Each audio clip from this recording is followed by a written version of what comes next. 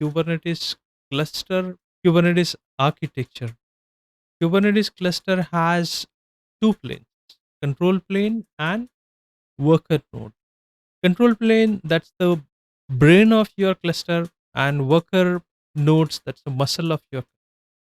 The brain decide what should happen. The muscle actually runs on your container. In real production cluster, the control plane runs on its own dedicated nodes, kept separate from your application workload. So a busy app can never starve the brain.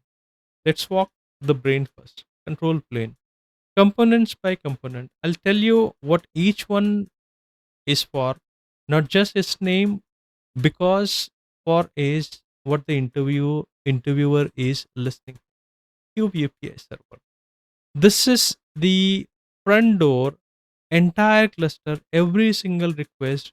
You're running kubectl, a controller doing its job, kubelet checking in, all of it goes through the API server. It validates what you send, checks whether you are allowed to do it, and it's the only thing that talks to etcd. If you remember one component, remember this is the front door, etcd.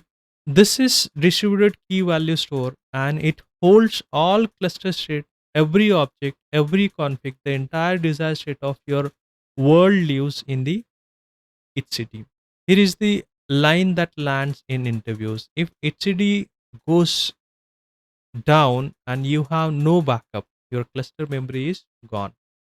That's why we back it up religiously, and we'll come back to that in a real incident later.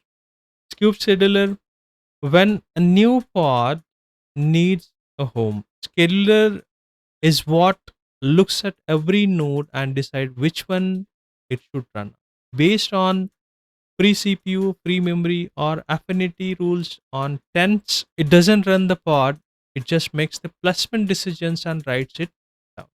Queue controller manager, this one runs controller, and controller are the soul of Kubernetes. A controller is loop that constantly compares what you ask for against what actually running and works to close the gap. You set 3 replicas, only 2 are live. The controller notices and creates the third one. That reconciliation loop is the single most idea in the whole system. Cloud controller manager. This is the piece that talks to your cloud provider like AWS, Azure, GCP to wire up load balancers, attach volumes, register nodes. It's the bridge between Kubernetes and cloud underneath. Now the muscle, the worker node. Every worker node, whether you have 3 or 300 or 3000, runs the same thing.